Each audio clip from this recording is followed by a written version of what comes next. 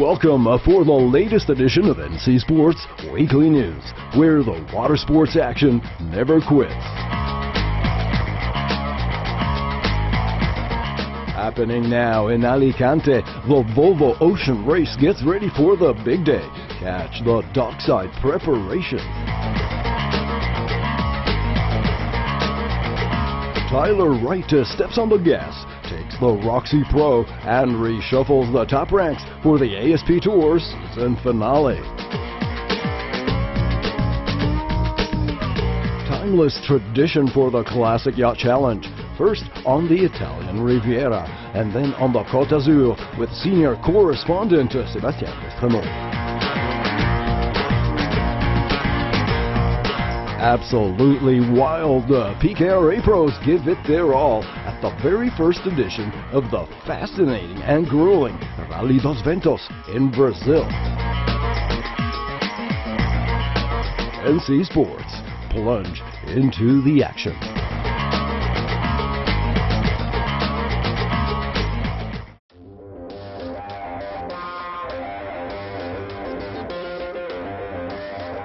The pressure is mounting in Alicante as the Volvo Ocean Race Armada is now hard at work for its last week of preparation, which will also include import racing this week before the big day, Saturday, October 11, the actual start of a round-the-world quest.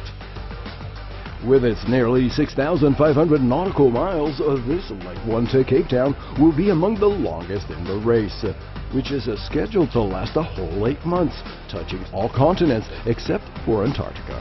As the crews complete their medical training, do their final checklists, and savor their last moments on land with family and friends, all the action is currently happening dockside with the tech teams. I think with the one design race, it's really important to make sure that we don't have any breakdowns, we don't have any issues, and we try and give our sailors the best possible chance. So with a one design, if you can come off the line a minuscule bit quicker than the next boat, then you're going to have an advantage.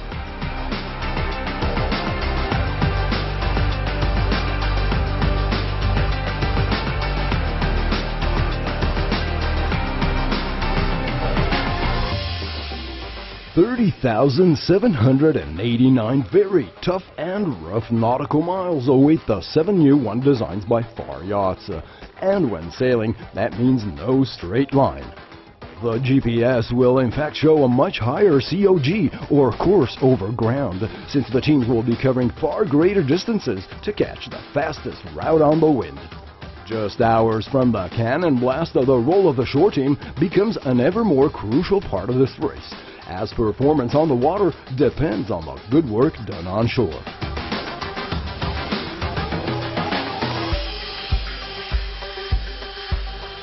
Bueno, precisión siempre hay que tener, porque al final depende de un tornillito que pueda fallar toda una etapa. Entonces todo tiene que estar en su sitio, todo tiene que estar al milímetro y todo tiene que estar bien puesto. The countdown is nearly over, and NC Sports will be bringing you full updates from Alicante, including pre-start action, highlights from the sensational October 11 start, as well as extensive coverage from the oceans throughout this 2014-15 edition.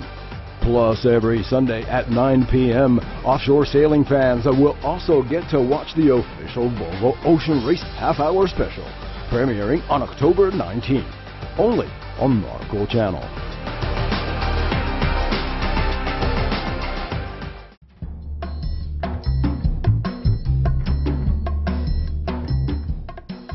Wright put on an exceptional performance for the Roxy Pro France over the weekend, adding even further suspense to this very close season finale for the ladies on the ASP World Championship Tour.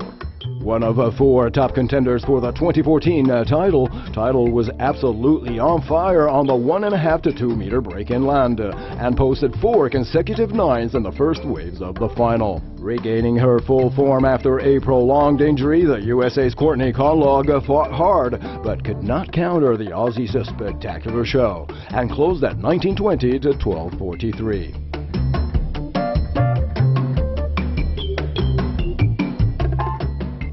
With this a near-perfect score and her second event win of the season, Wright is now sending a big message to the other 3 top contenders to this 2014 Ladies' Crown. Tyler is still very much in the fight. In the quarterfinals, Fitzgibbons was herself bumped out by Wright during a very tight 12:53 to 12:24 match, while Moore eliminated Gilmore with a decisive 10:60 to 5:03.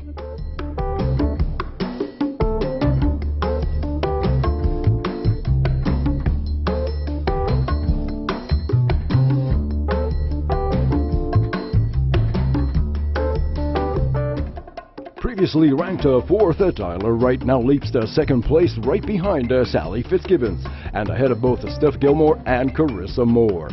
Points differences are minimal, and with just 2 events left, all 4 surfers now truly have an equal shot at the world title. Meanwhile, here on the beach at Hossegor in southwest France, top contenders on the men's ASP Tour are also fighting for the last few points in the season at the ongoing Quicksilver Pro, with powerful North Atlantic swells spicing up the show for another week.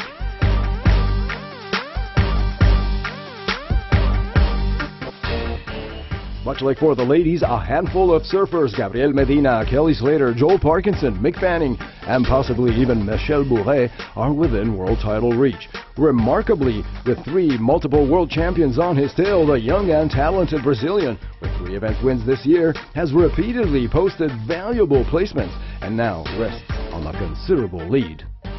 Portugal this October and Hawaii at the end of November will be the last 2 of 10 stopovers for the ASP WCT season. It's the final 2014 showdown. Complete highlights and results coming up in the next NC Sports edition.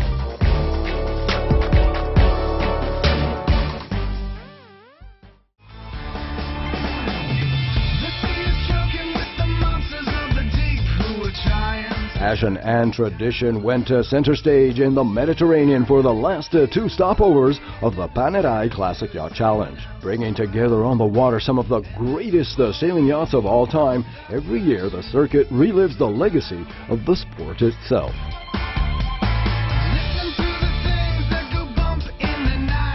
September began in Imperia on the Italian Riviera for the penultimate event of a very long international season before moving on to the final showdown at Les Regattes Royales in Cannes. With vessels dating back to the late 1800s, crews here need to sail the old way, offering a unique yachting spectacle for this prestigious owner-driver championship. Multiple divisions and classes make up the CYC fleet. Big boats, super big boats, classic, vintage, and the spirit of tradition.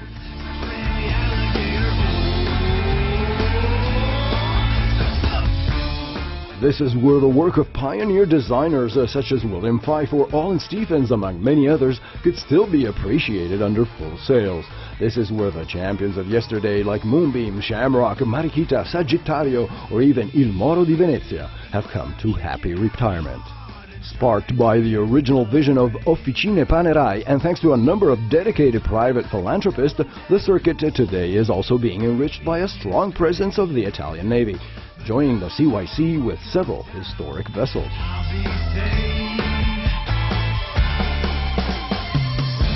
Here's a senior correspondent, Sebastien Destremau, with a full report on the last event of the 2014 season at Les Regattes Royales in the south of France.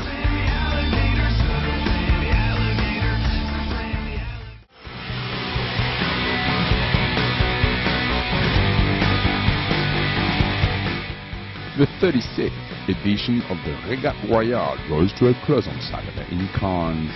You're watching the Sailing Updates Desktop News. Welcome to the office.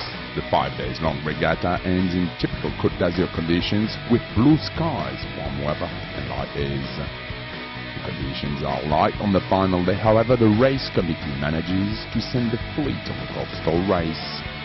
Among the spirit of tradition, Shamrock Spike's powerful sailor is not enough to steal victory from Freya, clinching it with only 1 point to spare.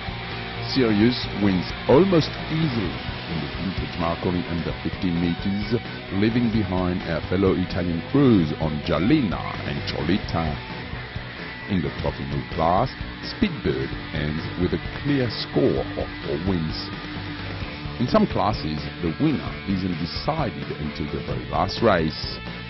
In the vintage gutters, Chinook trails Eva and Duet from the start, but finally manages to pull off victory with a 1-point margin. Similarly, in the Classics division, Sagittarius clinches victory thanks to the last race, pushing Nabi down from the highest step of the podium. The week is also very intense for the 12 meters class, with a strong debut by Vanity 5 and Wings. So much so that on the eve of the final day, the two leaders are separated by a mere 1 point. At the end of the much contested 10 races series, Vanity 5 jumps on the highest step of the podium, beating Wings by 3 points.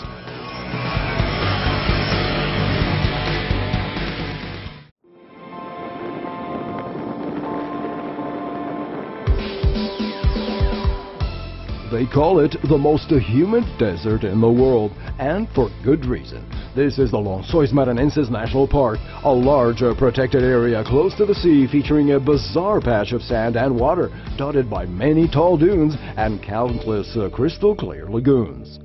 This was indeed the most unique water sports setting, as 45 of the world's top women and men kitesurfers came here to this less-known spot in Brazil for the very first edition of the Rally dos Ventos.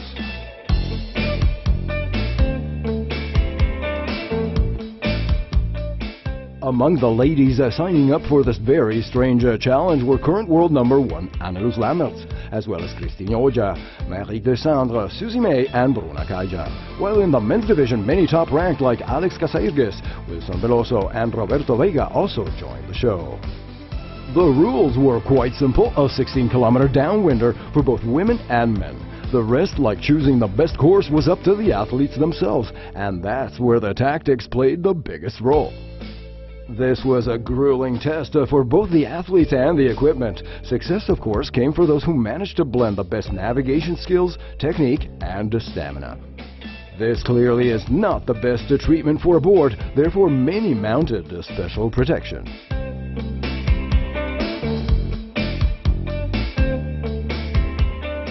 Alex Neto and Carlos Mario Bebe battled for the men's crown, with Carlos ahead until the very last 200 meters. That's when Alex opted to stay on the water and managed to take the win with just 15 seconds on Bebe. An equally surprising win for Estonia's Christine Oja, very much in the dark on the whereabouts of her direct competitors until the very last stretch. Oh, I'm so happy. I actually didn't expect it because I saw everybody like front of me in the start, but I tried to do my best and it was good fun. Really nice. I loved it.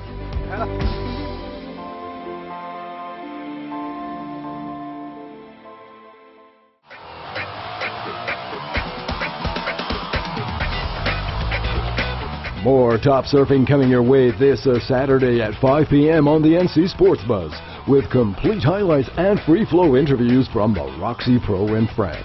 Who will be the new queen of the ASP WCT? Sally, Tyler, Steph, or Carissa? Check it out and make your call.